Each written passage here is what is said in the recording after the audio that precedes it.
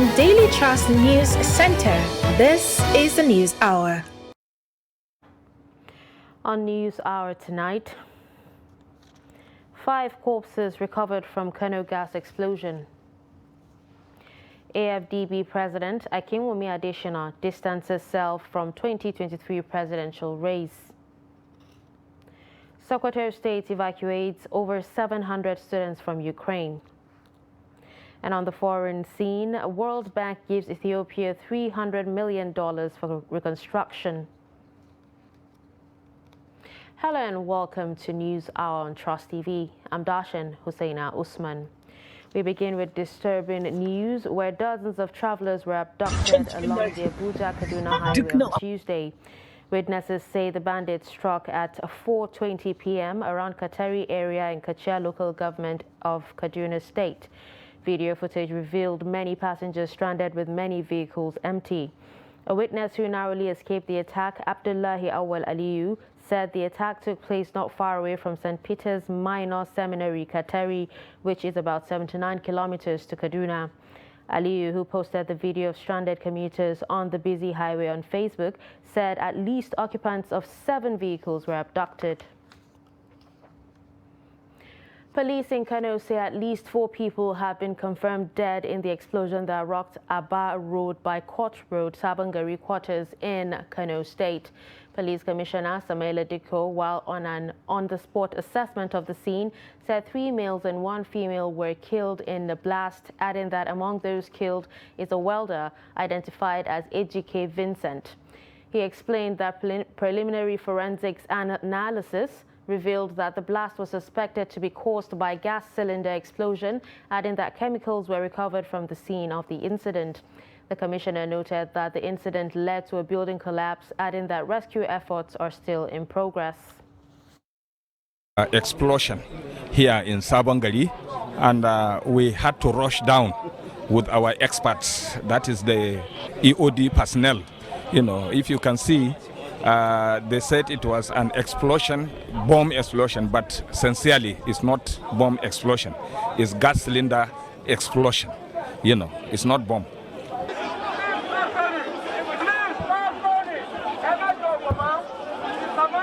Informed of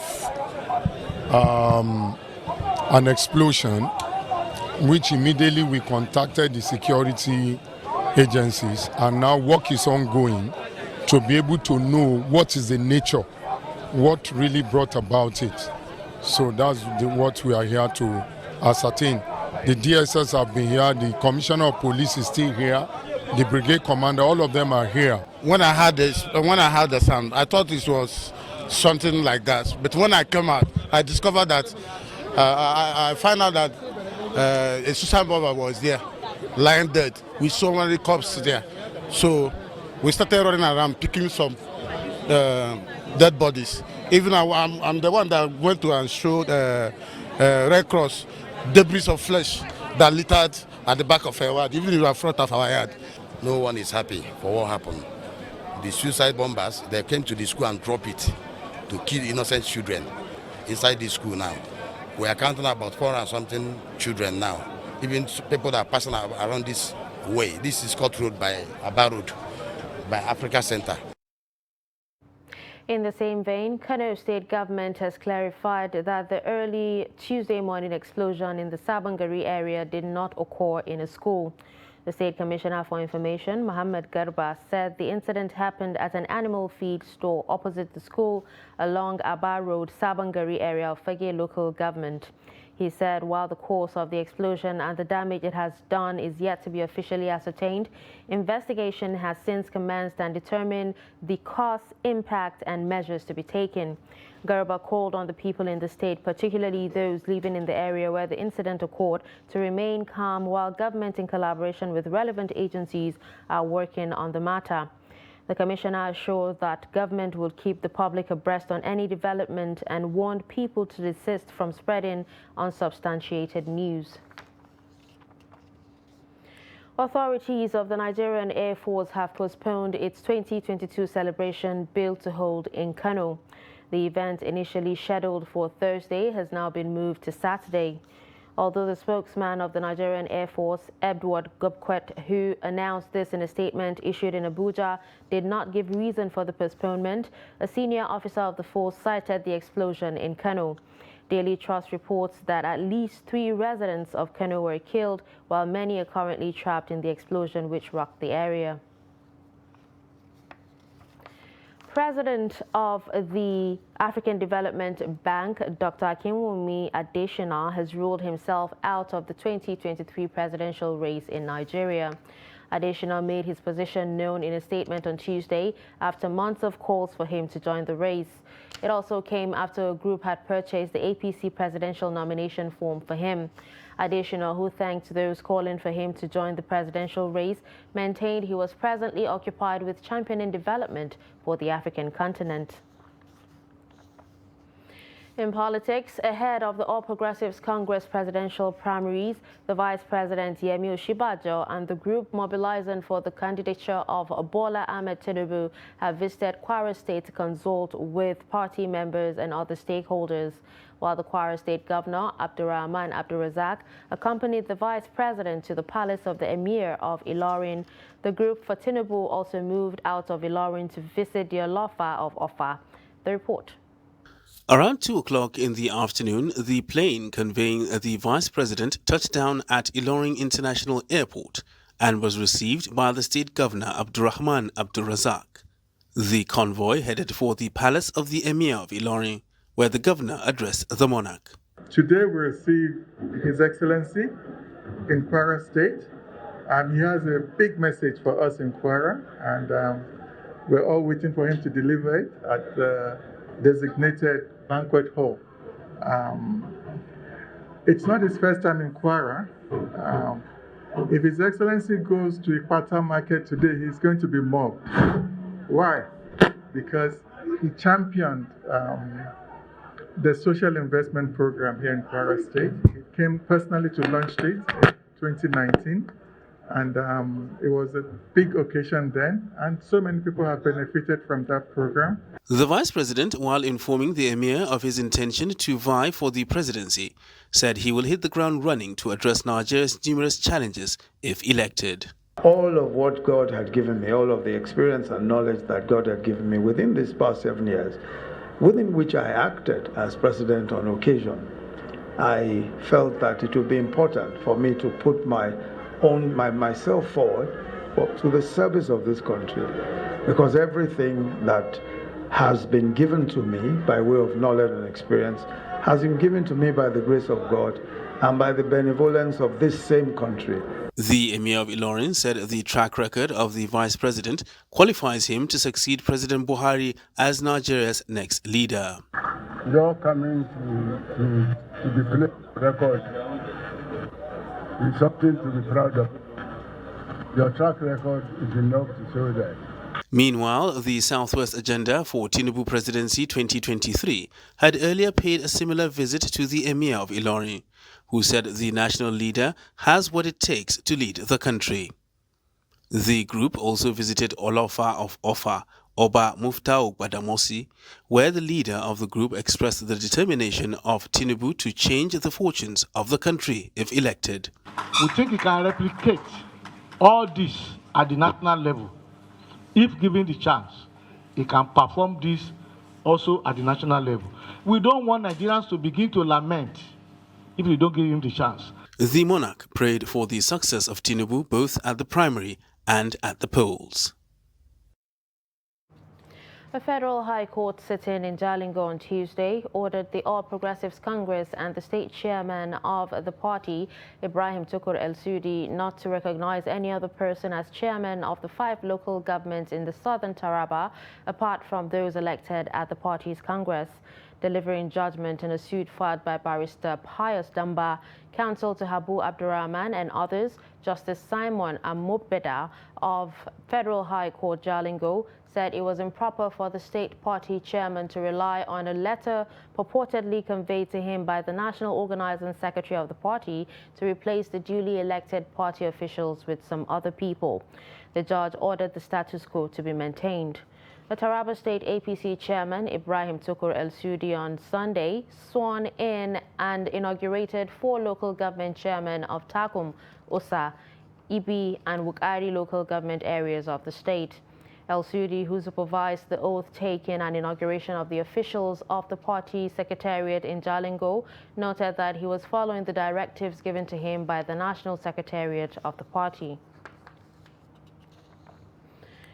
In health, Nigerian Medical Association has tasked politicians aspiring to occupy various positions in the country to define what they have to offer the health sector, or its members will mobilize and vote against them. The national president of the NMA, Innocent Uja, stated this during a press briefing at the Union Secretariat in Port Harcourt, Rivers State, to kick off its 62nd Annual General Conference. The report. President of the Nigerian Medical Association, Innocent Uja, said politicians must show verifiable evidence of what they have to offer electorates, particularly in the healthcare delivery sector. Uja described the various challenges facing the health sector in the country as ticking time bombs that will soon explode if not addressed.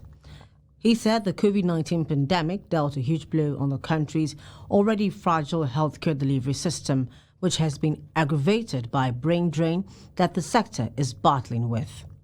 The NMA president expressed displeasure at the level of medical personnel leaving the country for greener pastures. The political climate is very hot now, and we are saying that all the politicians that are coming, the presidential aspirants who will become, those who will become candidates, senatorial, gubernatorial, must put health in it, define clearly what the roles they will give to health. Otherwise, we may be forced to mobilize our patients and their spouses to vote against anybody who doesn't take health serious. We are tired of, will come and provide health for all. How do you do it? Give us how you, step by step, how it is done. Speaking on the theme of the conference, current emergencies in building a resilient health system for Nigeria, situation analysis and solutions, the NMA president noted that primary healthcare sector in the country needs urgent attention. Primary healthcare system is dead. If you go to many primary healthcare facilities, what do you see? Grains of harvested farm produce. And the officers come at the last day of the month to receive their salary. I don't know what happens in Port Harcourt. Every primary healthcare facility should have a medical officer of health. But we have that. The local government chairman will tell you that the cost of employing a doctor is very high.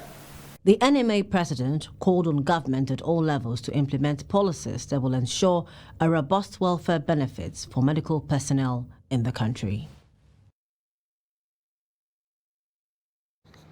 President Muhammadu Buhari on Tuesday said more investments will be channeled to the provision of infrastructure and facilities for safe, secure, environmentally friendly and sustainable civil aviation. The president, who received the Secretary General of International Civil Aviation Organization, Juan Carlos Salazar, at the State House, said Nigeria will support the ideals and aspirations of ICAO and achievement of its strategic objectives in collaboration with other member states of the organization. The president told the ICAO delegation that he has approved the establishment of Aerospace University in Abuja to cater for research and development and provide manpower for the industry. The Nigerian government, in its bid to ensure continuous compliance with the International Civil Aviation Organization standards and meet the challenges of a rapidly growing air transport sector, has established independent agencies in order to enhance aviation safety and security, while ensuring effective and efficient provision and management of structure in all aspects of the industry for its sustainable development. We maintain this record within the ICAO Council overseeing the world affairs. And since you came and began to develop and implement a robust aviation roadmap, our profile has improved significantly within the international civil aviation system. And ICAO has recognized that. During your tenure, we host the world of aviation through 3 well-organized conferences of ICAO.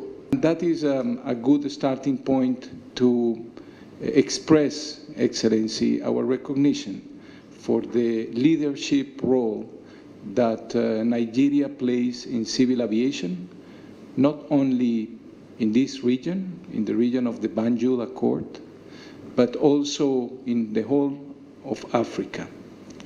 Nigeria civil aviation development, as His Excellency the Minister has just mentioned, is one of the most impressive in the world. The number of passengers have been growing in spite of COVID-19. The number of airports have doubled, which represents a tremendous effort in improving the infrastructure for civil aviation. You're watching News Hour on Trust TV. Coming up shortly, a look at issues concerning family planning. This and more after the break. Do stay with us.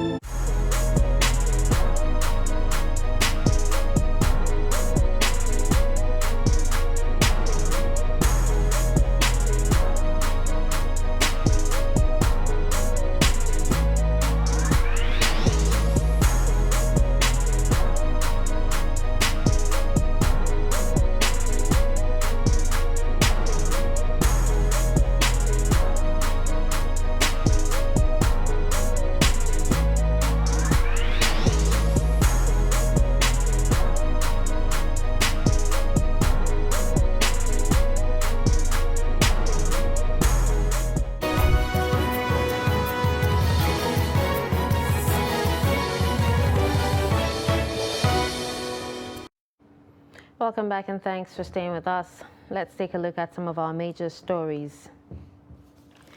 We told you that police in Kano State say at least 4 people have been confirmed dead in the explosion that rocked Sabon Gari. You also heard that Kano State government has clarified that the early Tuesday morning explosion in the Sabon Gari area did not occur in a school. Moving on, leadership of the Christian Association of Nigeria in Nasarawa State has been urged not to join the planned nationwide peaceful protest over the murder of Deborah Emmanuel, a female student of the Shehu Shagari College of Education, Sokoto State. Governor Abdullahi Saleh of the state made the appeal during a security meeting attended by different stakeholders in Lafia. The appeal, according to the governor, was due to the fragile nature of the state. Deborah, a Christian from Niger State, was killed on 12th May over allegations of blasphemy. Also, during the meeting, Governor Sule commended security agencies for the arrest of a notorious kidnapper, Maikudi, and his gang members who have been terrorizing some parts of the state.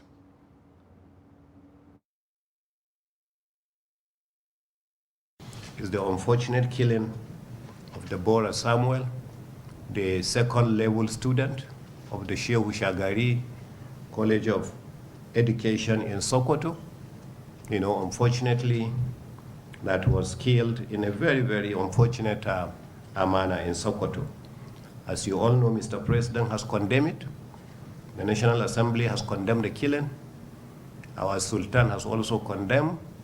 Khan has condemned these killings. The northern governors have come together also collectively to condemn this killing. Unfortunately, some of the people who are responsible for this have been arrested, and we are going to follow to the conclusion of this. It's unfortunate, very, very unfortunate, the way and the manner that the promising girl was killed, even though there are ways to follow rules and regulations in the state, and there is law in this country on how to follow about issues of this nature. Unfortunately, the people who came in to do this are people who have very, very little knowledge of Islam, that they have done that. This is very, very unfortunate, but we as a state, we have to come in and not only condemn it, but to take steps that will ensure that we protect our people and ensure such things do not happen in this state, and there will not be any backlash on that. So one of the reasons actually for calling for the meeting is to sympathize with the families of Deborah Samuel, as well as all the Christian community and humanity as a whole, because what has happened to her is not only against the Christian community, it's actually against humanity. Moving to education, as part of efforts to addressing the out-of-school menace among children, volunteers are mobilizing kids to return to schools in Kano schools. The head teacher of Jean Special Primary School, Binta Aliyu, expressed gratitude to United Nations Children's Fund for providing learning materials for the children. Binta Aliyu told Trust TV that Mothers Association and community leaders under the Aegis of School-Based Management Committee are mobilizing children and monitoring them to ensure that they attend school regularly. One of the SBMC officials, Usman Ali, who gave the number of girls in schools, said the number of girls in school is low compared to boys, urged all stakeholders to do more in motivating girls to attend schools.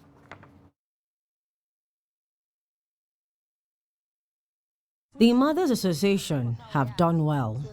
They have done a lot to improve the learning of our children. They held a house-to-house mobilization to sensitize parents to bring their children to school. They provided us with teaching materials and gave the students learning materials. My position is ESCO official. We work together with 3 heads, SBMC, PTA, and Mothers Association. We do help the schools with all their problems, forwarding to the concerned officers ahead, e.g. Ministry of Education, Primary Board, and LEA, that is Local Education Authority, of the school problem. Family planning is a decision by couples to space or limit childbearing to ensure population control, healthy reproductive process, and proper care for children. Despite being a decision for individuals and both partners, male participation has over time been low due to some certain biases. Trust TV's Aisha Salihu takes a look at men's perception about family planning methods developed for the male gender. Increased access to family planning services is one of the commitments of the Federal Ministry of Health and the World Health Organization to ensure safer families. With Nigeria's growing population, unsafe traditional contraception practices, stakeholders say childbearing should be by choice rather than by chance. Modern methods have now been deployed to ensure men who intend to limit childbearing take charge of the family planning process. So there's a method for men and there are methods for women.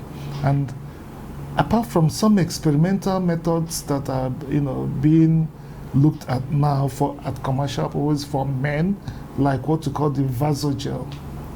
The Vasogel is an experimental method that is still not very widely used, but the concept is to under vision, maybe an ultrasound, inject a gel into the male vas deferens. That's the tube that transports sperm, from the testis. It's called the vas deferens. So they inject the gel, and once the gel is injected, it hardens. They're also looking at a reversible type of Vasogel, but for the meantime, Vasogel is non-reversible. Then there are other ones. There's a tablet called Gossipol that is still being experimented for men, but the normal, well-known male method is a permanent method, one of the permanent methods, or the non-reversible methods known as vasectomy. However, biases such as possible irreversibility of some modern contraceptive methods for men and the age-long vasectomy have continued to dissuade men from participation. For me, personally, I don't think that one is advisable because we have a regulation that is going on already for the women.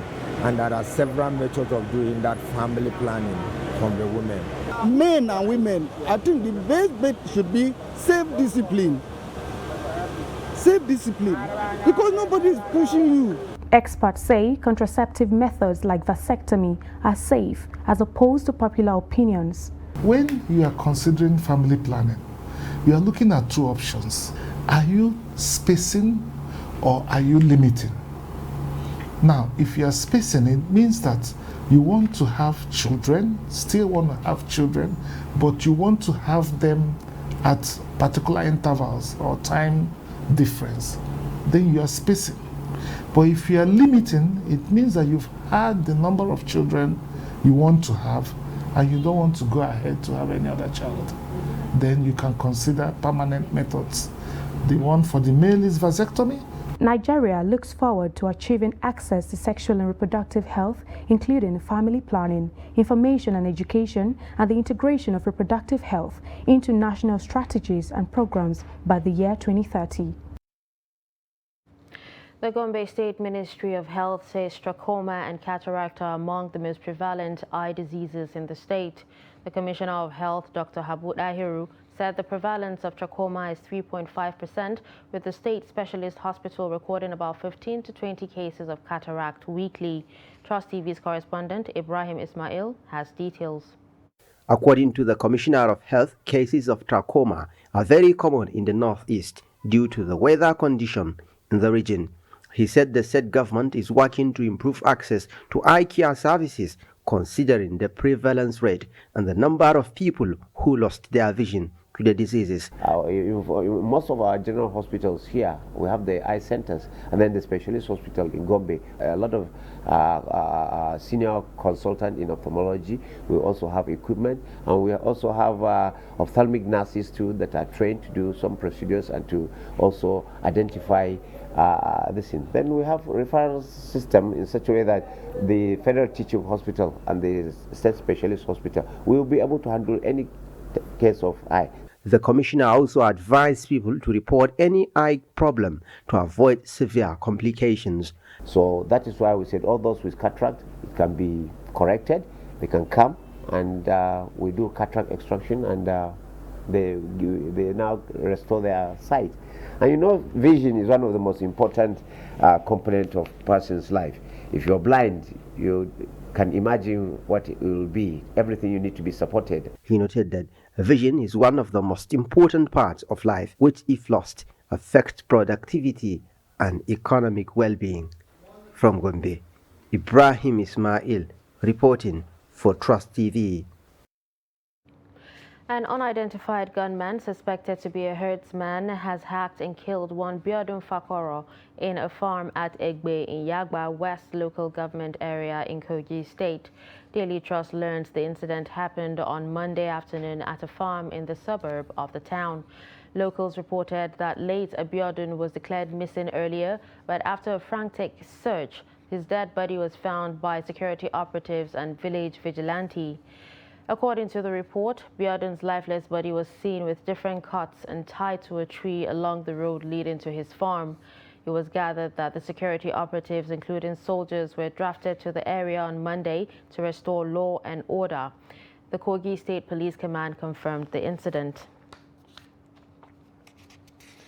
Normalcy is gradually returning to Adagba community of Yaba Ward in Abaji Local Government Council of the FCT. Trust TV had in April reported that bandits on motorcycles in large numbers invaded Adagba community, killed a villager and abducted 11 others, a situation which forced the villagers to flee their homes. On May 12, 2022, security agents and vigilantes stormed a bandits' den and engaged them in a duel, rescuing 17 abducted victims, including 3 children in Zago Forest Reserve bordering Abuja and Niger State. Madia Umar gives us an update from the community. The community, which looked like a ghost town a few weeks ago, is gradually becoming alive again as some residents, including women and children, have returned and going about their daily routines.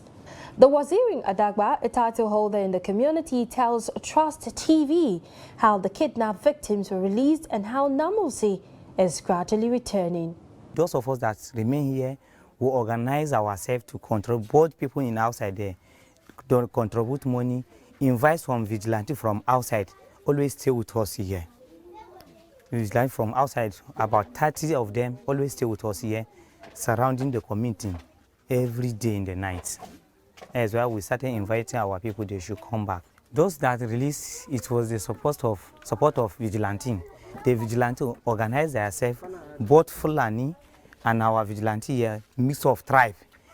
So they fixed a day, decided to enter the bush. As they enter the bush, God so kind, give them a lock where they trace, not where they kept our people. So they trace exactly where the kidnappers there. That's where they started shooting each other, and God gave them luck, they hands them down before our people started running scatter in the forest. Everybody find his way. Though the residents are happy to return to their ancestral homes, they're still faced with harsh realities of starting life afresh as a result of the attack on the community. This photographer narrates how the attack affected his business. It has affected me a lot, honestly. It affected me a lot. During Salah, maybe before Salah, I was planning to get like maybe 30K or 40K because of business. But due to this incident, honestly, people flee away from this community. It pains me a lot. There was no business going on in this area. So I'm praying for people to come back. Though the residents of Adagba community are gradually returning home, business activities and all other activities that make the town thick is still grounded. These children you see are supposed to be in school, but as a result of the banditry attack and the kidnapping in this area, the teachers who are supposed to take care of their educational needs are nowhere to be found, as they're also scared for their lives. But as we've heard today, the security agents and also the vigilante, which they have constituted, are making sure that the town becomes safe again for the residents of Adagba community. Martia Umar, Trust TV News, Abuja. Meanwhile, operatives of the FCT Police Command have arrested 3 bandits for alleged kidnapping in the territory. The bandits were said to have concluded plans to turn the Abuja-Lokoja highway to a den of kidnappers and bandits, but intelligence operatives who were proactive busted their camp. The suspects were paraded at the FCT Police Command at a press briefing by the Commissioner of Police, Babaji, Sunday in Abuja. Mardia Umar reports. In a bid to control or rid the Federal Capital Territory of criminal activities, the FCT Police Command has gone through with some of the kidnappers and bandits that are terrorizing the Federal Capital Territory. Here are some of the exhibits that were taken away from these bandits and kidnappers when they were arrested. Among them are some of the bandits that invaded the Adagba community in the Abaji Area Council of the Federal Capital Territory. The operation led to the arrest of 3 suspects, while 1 AK-49 rifle, 3 AK-47 rifles, 30 magazine, 30 rounds of 7.62 mm live ammunition, and 1 GPMG with 101 mg rounds were recovered. The above operation followed intelligence gathered from a sting operation earlier executed on the 8th of March 2022 at about 0700 hours, where the combined team stormed the forest in pursuit of bandits sighted along Magaji Forest bordering Abuja, Niger State. The team defeated the miscreants in a gunduel using a superior gunfire, leading to the arrest of one Ibrahim Usman, otherwise known as Babuba, a 27-year-old man of Kwali Area Council of FCT, while others escaped with various degrees of gun wounds. All suspects arrested in the operation admitted to be bandits and kidnappers. I am 18 years old. Student is a student. Kada makaranta ne? Na makaranta da. I have school before. We are told Muna aikin kidnapping ne an ka kama mu. That he is doing kidnapping work. That is where you How did you start? Did you acquire? Shekara biyu ina yi kidnapping. That 2 years I've been doing kidnapping work. Gaskiya ban iya gane iyakan na inda na samu tun da na fara sata. I cannot remember or recall how much I've been collecting from the victim family. That he is being known caught in the bush for kidnapping. Babuga. Sunan da aka fi sanin ka da shi kenan ji. Babuga I've been my other name, my nickname is called Babuga. Speaking to Trust TV on the attack on Adagba community, the CP confirmed that normalcy has been restored to the community. Yes, they have returned back. I personally posted, we deployed about, is it 10 or 15 policemen to be patrolling that Adagba, together with the Destiny Hunters and the local vigilantes, which we encourage them to form. Yes. So they have returned back. Martia Umar, Trust TV News, Abuja. You're still watching News Hour on Trust Television. Just stay with us.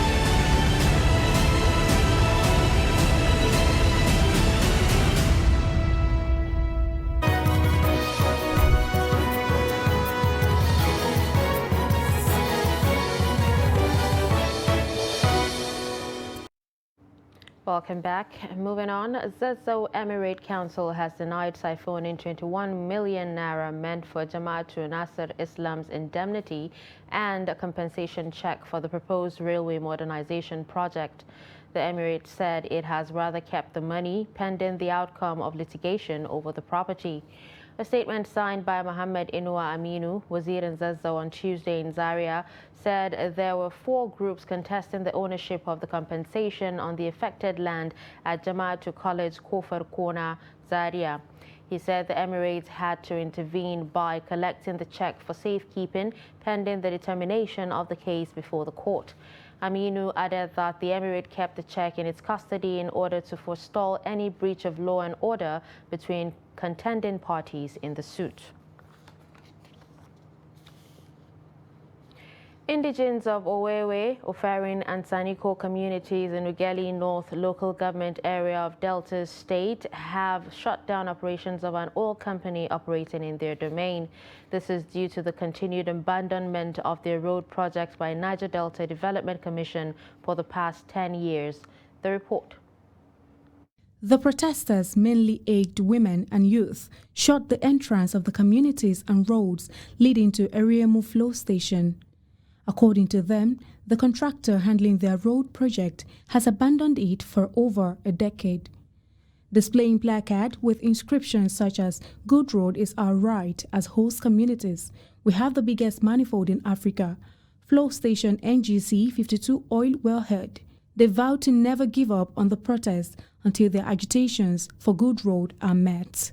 Addressing newsmen, the President General of Avewe Community, Philip Akpovukoko, lamented that development was yet to be visible since 1961, when the first oil wellhead was discovered in the community. Today, we wrote a letter to NDDC and federal government of Nigeria.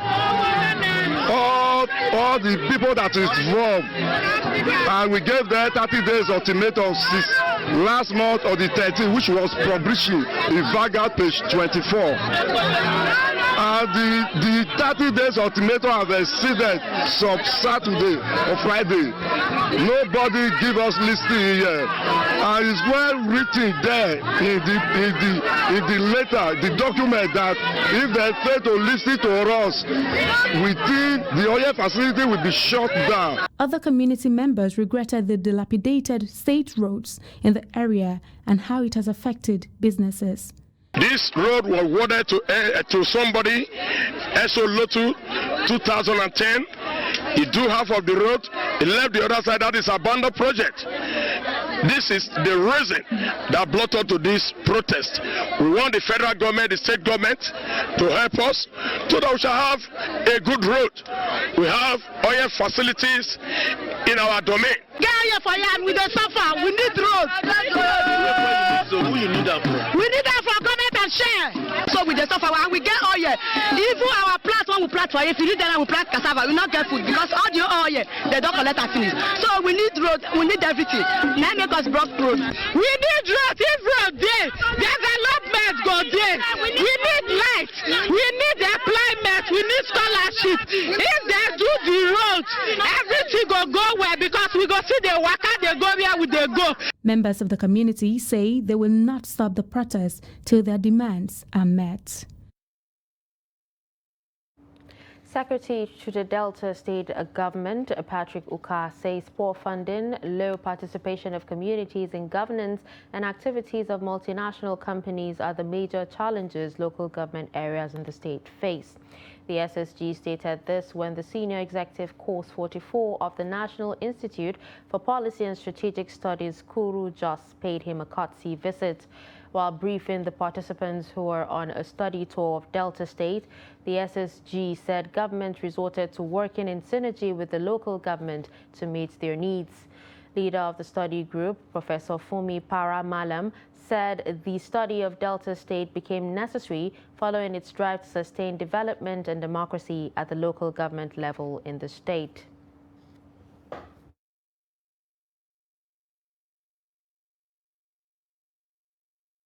Hall meetings is that projects and programs capable of promoting the social well-being and the development of the people are discussed and agreed upon and incorporated in the state budget.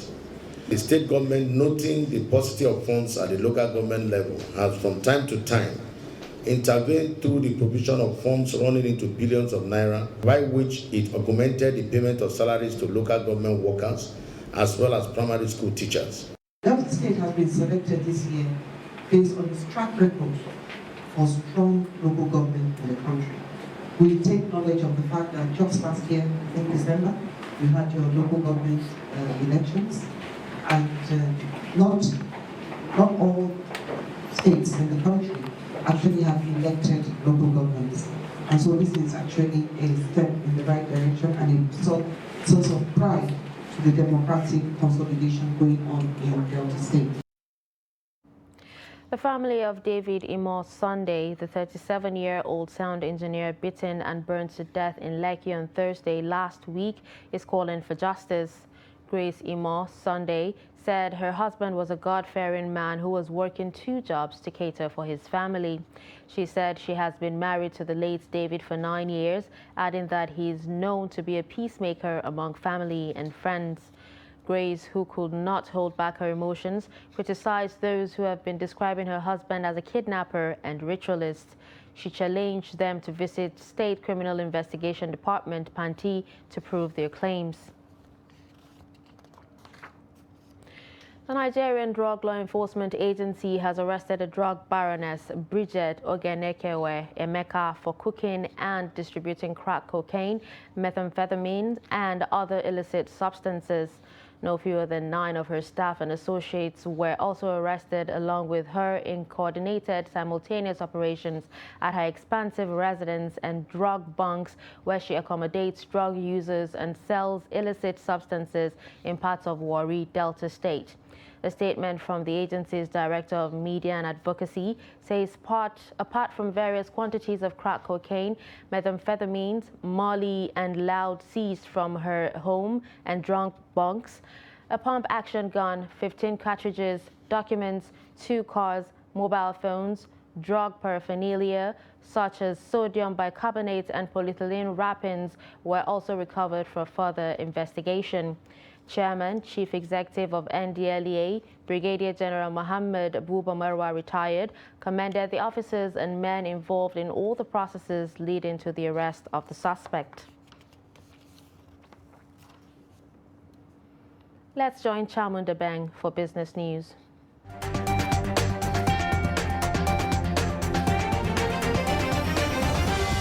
The Nigeria Economic Zones Association, NEZA, which represents free trade zone operators and businesses, has condemned the National Parliament, ministries, departments and agencies of the federal government for breaking existing laws and rules establishing the zones. The operators cautioned that the measure might undermine gains made in recruiting up to $25 billion in foreign direct investment, as it is also in violation of terms agreed to with foreign investors. The association's Executive Secretary Toyin Elegbede said this in Abuja in response to what he called the needless and incessant invitation of private zone owners and their businesses for examination by the National Assembly Committee. While acknowledging lawmakers' oversight functions, Elegbede cautioned them against violating existing laws, which could erode gains made in attracting FDI into the country through the zones. Elegbede also urged the National Assembly's leadership and relevant committees to adhere to the tenets and legal framework that guided the Free Trade Zone concept, emphasizing that while Nigeria Export Processing Zone Authority (NEPZA) and Oil and Gas Free Zone (OGFZA) were accountable to the National Assembly, zone operators and enterprises were only accountable to the two regulators. As part of the efforts to enhance food production in the country, the Rural Electrification Agency, REA, plans to deploy 10,000 mini-grid solutions to power rural farmers by 2030. Rocky Mountain Institute and the Global Energy Alliance for People and Planet are both supporting the Energizing Agriculture program. It is also intended to hasten the implementation of energy agriculture solutions to farmers, particularly in the countryside. The REA's Managing Director, Mr. Ahmad Salihijo, stated during the program's introduction in Abuja that the plan would help unleash numerous potential in the sector by implementing projects that would accelerate the productive use of energy in rural communities. Nigerian Air Transport Services Senior Staff Association and the National Union of Air Transport Employees have raised concerns about an alleged attempt by some parties to take over Aero Contractors and ARIC. Both ARIC Air and Aero Contractors are majority owned by the Asset Management Corporation of Nigeria, the country's bad debt manager established by the federal government. The unions have accused Aero Contractors Management of planning to cut 40% of its employees, according to NUATE General Secretary Ocheme Abba and ATSSSAN Deputy General Secretary Francis Akinjole. Aero's management, according to the union officials, have refused to address the company's failure to complete the redundancy payment for individuals who were requested to stay at home since 2016. As a result, the Aviation Union has asked Minister of Aviation Hadi Sirika, the National Assembly, and other relevant stakeholders to launch investigations into the circumstances surrounding the rumored sale of one or both of the airlines to promoters of 5As for cheap, after the airlines must have been forced to the ground by an artificially created financial crumbling. That's all for business news. I am Chamun Dabeng.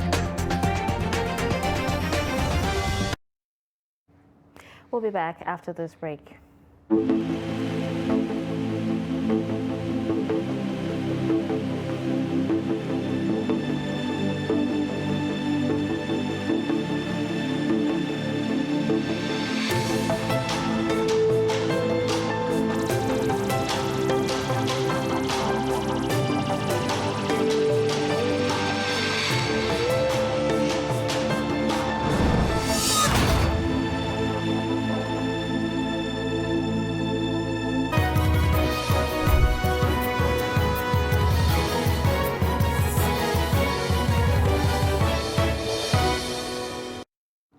Welcome back. Over 70 foreign students, indigenes of Sokoto State, have been evacuated from Ukraine since the beginning of Russian invasion. Speaking exclusively to Trust TV, Director General of the State Scholarship Board says the state government is making plans to transfer the students to another foreign university. Part of the Sokoto State educational investments include foreign scholarship program, in which some 30 students were sent to Ukraine to study medicine, but the Russian invasion threatened their academic calendar. So suddenly the war broke out and they were cut off. His Excellency was seriously disturbed. Seriously, he called the management of the scholarship board more than 5 times a day. So we have to establish contact with the authorities in Ukraine, and His Excellency makes some personal contacts. And then we start making arrangement, including personal. Initially, His Excellency has made a personal arrangement to charter a flight to immediately bring these students back. Following the state government direct intervention, 72 students from Sokoto State were successfully brought back home and are attending classes online. Currently, they were doing online classes. They were doing but His Excellency is making arrangement. You know how war it is. We don't know when it is finishing. All of them are reading medicine, and you know medicine doesn't need long break on studies. So he is making arrangement now to take them out of the Ukraine, possibly to any other country where now they will be readmitted and continue with their studies.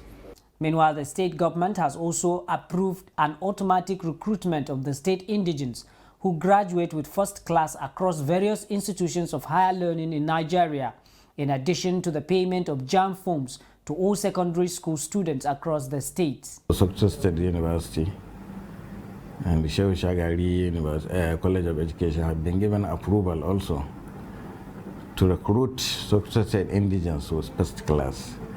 It was equal to approval by His Excellency that each and every indigene of Sokoto State that came out with first class degree in any field, in any recognized institution, either in or within or outside Nigeria, after his mandatory national service, should automatically be absorbed to teach in our tertiary institutions.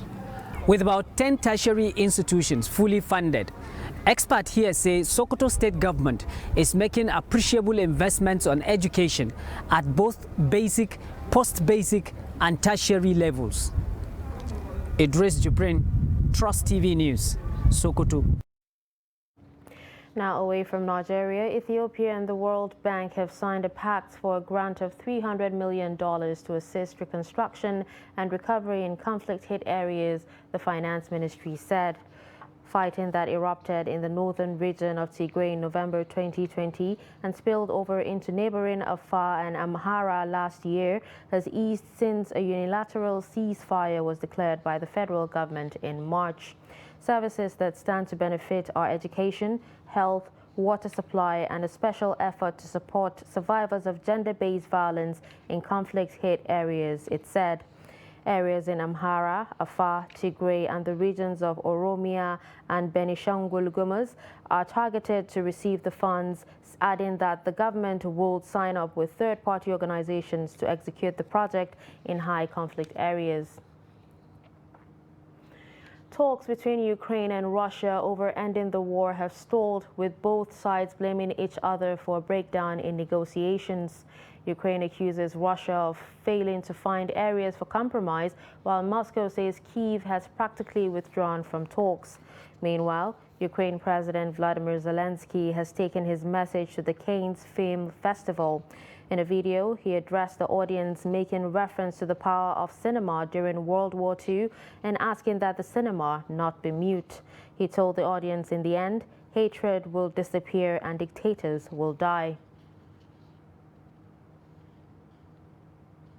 Let's join Adeni Ajishafe for sports news.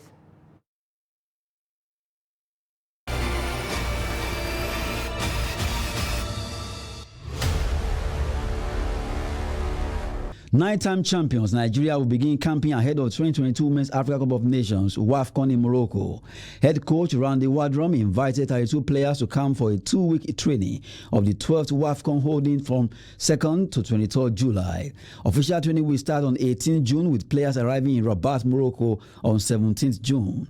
Super Falcons will play in Group C alongside South Africa, Botswana and Burundi. Nigeria's first match is against Bayana at the Complex Sportif Prince Abdallah in Rabat on 4th July. The tournament will produce Africa's 4 flag bearers to next year's FIFA Women's World Cup in Australia and New Zealand. Goalkeeper Chiamaka Nadozie, defender Onome Ebi, midfielder Rashidat Ajibade, forwards Francisca Odega and Asisat Oshoala are among those invited for the 2-week intensive training program, which includes 4 home-based players. And still in football, Nigerian National League organizers have banned MK Abiola Stadium, Abeokuta, Ogun State from hosting further NNL matches. The league organizers ended the ban following the dilapidation of facilities in the stadium. Prior to the ban, the stadium was home to state-owned football club Gateway United and Stormers Sports Club. The league managers bemoaned the dilapidated condition of the stadium, which necessitated the ban, adding that no further league matches will be delayed in the stadium until approval is granted. MK Abiola Stadium Abeokuta, which once played host to Nigerian national teams in the past, looks untidy and in a state of complete disarray. Gateway United has adopted Dikwa Dino Stadium Djibouti as their new home ground, while Stormers Sports Club moved to Raymond Star Stadium, Ikene. That's Sport News. I am Adeni Ajishafe.